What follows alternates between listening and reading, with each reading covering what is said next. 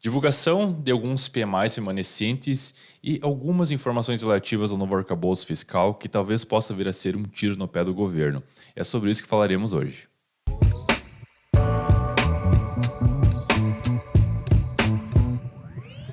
Bom dia a todos, sejam bem-vindos a mais um vídeo na Valorama. Hoje, quinta-feira, 6 de abril, e vamos dar início aos principais destaques de tudo que está movimentando os mercados no dia de hoje. Você que não é inscrito no nosso canal, fica o nosso convite a fazer a subscrição e também dar aquele joinha no vídeo que nos ajuda bastante.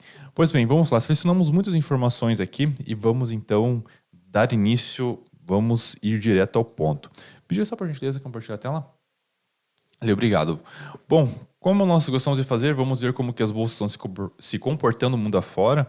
Campo positivo na Europa, maior parte dos países. Aqui no Brasil estamos uma leve queda, então falaremos um pouco mais na sequência. Sem grandes novidades também, nós vemos o nosso índice aqui do humor, nosso monômetro estando no patamar neutro para o greedy, para o ganancioso, o que também é positivo. O índice do VIX está próximo da estabilidade, subindo 1%, e o nosso dólar também está subindo 0,08%, próximo da estabilidade, sem grandes surpresas nesses quesitos.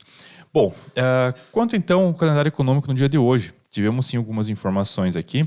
Vamos começar lá pela Europa. Tivemos a divulgação da produção industrial da Alemanha, que veio acima do esperado, veio 2%. Vamos botar, inclusive, tem um gráfico aqui, selecionamos inúmeros gráficos no dia de hoje. Aqui nós temos a produção industrial da Alemanha, da França e da Itália. Claro que hoje saiu da Alemanha como um dos mais importantes, porque a Alemanha é um dos principais países da zona do euro, que contribui de forma bastante significativa para a zona do euro. E aqui nós vemos, sim, que os percentuais eles estão se recuperando, ainda bastante, digamos assim, longe do que nós vimos na pandemia 2020, mas ainda inspiram certos cuidados se nós pararmos para pensar. E isso, inclusive, pode ser um sinal, aos poucos também, não vamos entrar nesse detalhe agora, mas pode ser também, inclusive a Itália está surpreendendo positivamente em alguns campos na sua indústria, e a Alemanha vem perdendo espaço.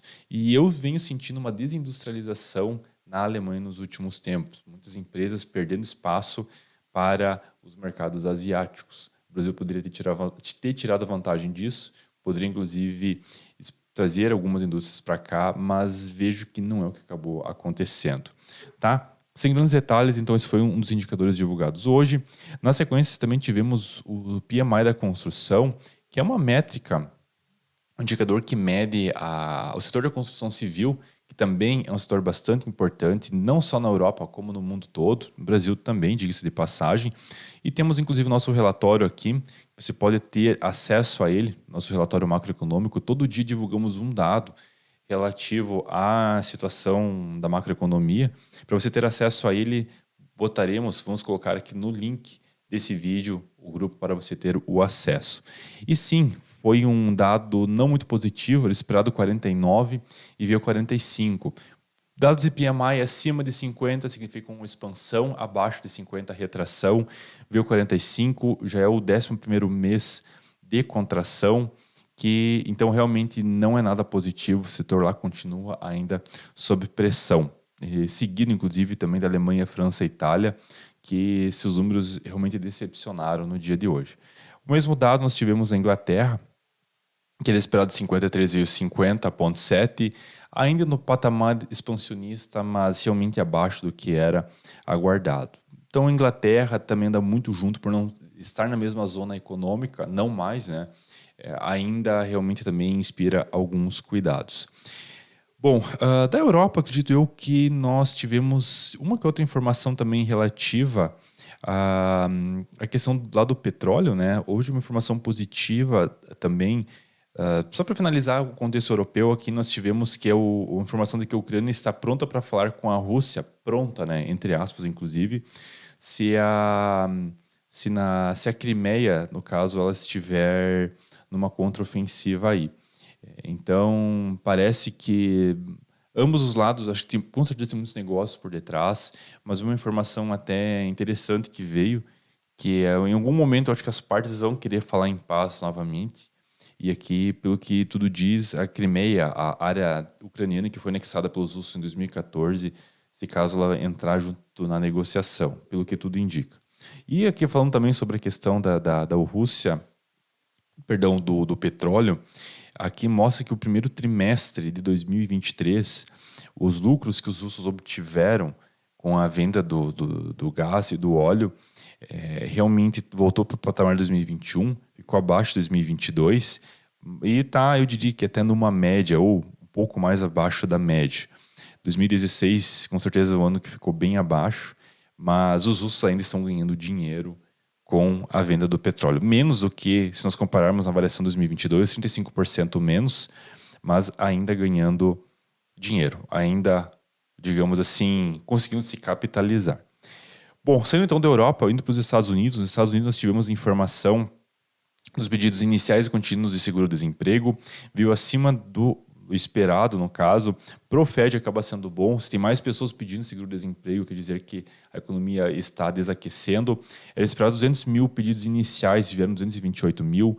Os pedidos contínuos eram esperados 1.700 praticamente, 1.700.000 e vieram 1.823. Lembrando que amanhã vai ser sexta-feira santa, vai ser feriado, mas pelo que tudo indica, teremos a divulgação da informação do payroll, que é um dos principais índices de emprego nos Estados Unidos e, por que não, no mundo. Já tivemos uma prévia durante essa semana que o mercado de trabalho aparentemente desaqueceu, então é possível que amanhã os dados venham positivos. Saindo então do campo, ainda falando dos Estados Unidos, né? Aqui nós temos os pedidos, no caso, o gráfico que mostra a tendência de pedidos realmente vem aumentando esses números ao decorrer das semanas, apenas relacionado desde janeiro de 2023 até agora ao mês de março. Então, realmente, porque esses dados são um pouco atrasados, então são divulgados em abril, mas são relativos a 1 ou 2 semanas passadas.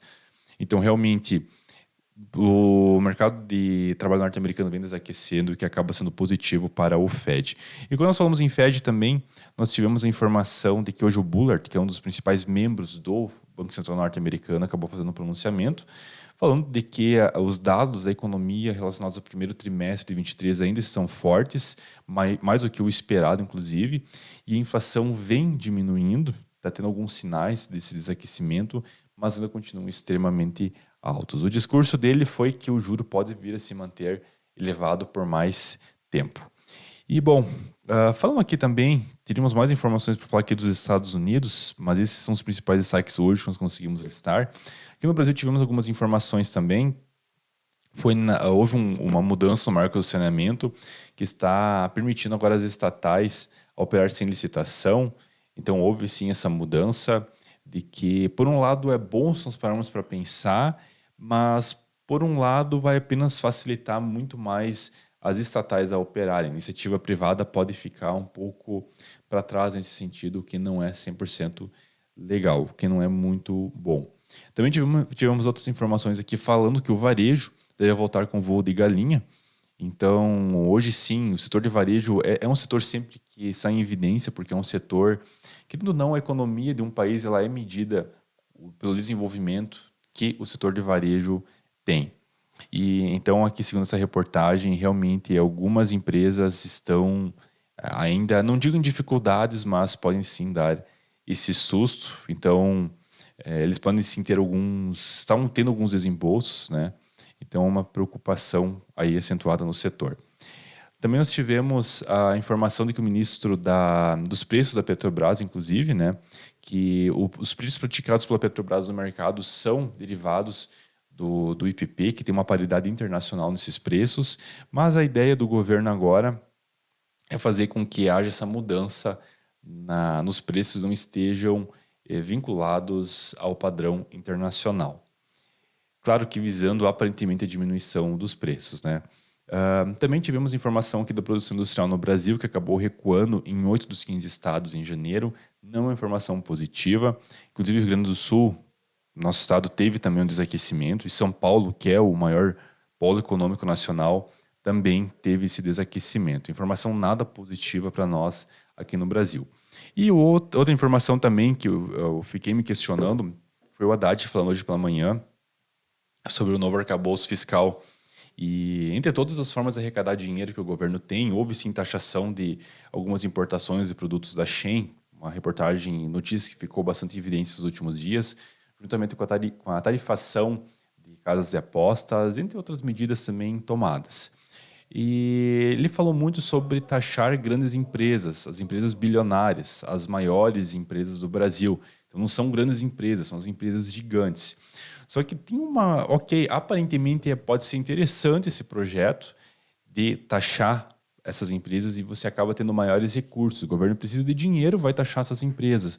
Só que essas empresas elas são oligopólios, existem classes, existem oligopólios, monopólios, concorrência perfeita e concorrência monopolística. As empresas são divididas, elas são categorizadas em uma dessas quatro classes, né? E quando nós temos monopólio, oligopólio, são empresas já consolidadas no mercado e quando nós ouvimos falar monopólio, quer dizer que é uma empresa única, ela é exclusiva naquele determinado setor. E ela tem controle sobre os preços. Então, realmente, é interessante a ideia do governo, a boa intenção do governo em querer diminuir, no caso, querer aumentar os impostos dessas empresas, só que as empresas podem repassar esses preços para o consumidor final. O que isso quer dizer? Que ainda teremos uma inflação elevada e poderemos sentir no nosso bolso essa consequência. O governo vai arrecadar mais, ele vai fazer a parte dele visando o lado dele, mas para a população vai acabar pagando a conta. Então, o monopólio, as empresas monopólio, oligopólio, podem sim ter, principalmente as de monopólio, podem ter essa flexibilidade em aumentar os seus preços e repassar essas margens para o consumidor. Então, realmente não vejo até que ponto a população será diretamente beneficiada por causa disso. A solução do país está em desonerar as folhas, existem folhas salariais do Estado que são extremamente altas. Próprios políticos também tiveram alguns aumentos ao decorrer desse ano, não só desse ano, nos anos anteriores. Então, quando você já tem um Estado extremamente inchado, o Estado brasileiro já é inchado, e quanto mais inchado ele é, mais dinheiro ele precisa. E quem paga a conta, sim, somos nós. Eu e você pagamos essa conta. Tomara que dê certo essa ideia do arcabouço fiscal, para nós estarmos financeiramente ok, diminuirmos nossa dívida e termos mais investimentos, mas eu sinceramente não acredito que essa vai ser a solução ou a melhor solução. Talvez possa vir a ser uma solução paliativa a curto prazo. Veremos. Pois bem, vamos então, já estamos chegando no nosso limite aqui no nosso horário, vamos dar um rápido giro aqui no mercado brasileiro e ver como que nós estamos aqui com a nossa bolsa. O dólar está subindo 0,36% na casa de 5,8 e o Ibov está próximo da estabilidade, subindo 0,03 a 101 mil pontos. E aqui entre os destaques de alta das empresas, nós temos Marfrig, Prio, Eco, Rodovias, BIF e BBSE no campo positivo, e no campo negativo os destaques estão até o momento para TOTS, Banco Pan-Americano, Cash, Hapvida e Azul. Tá bom, pessoal? Então, esses foram os principais destaques para o dia de hoje. Agradecemos muito a atenção e audiência. Desejamos a todos um excelente dia com excelentes negócios. Até mais!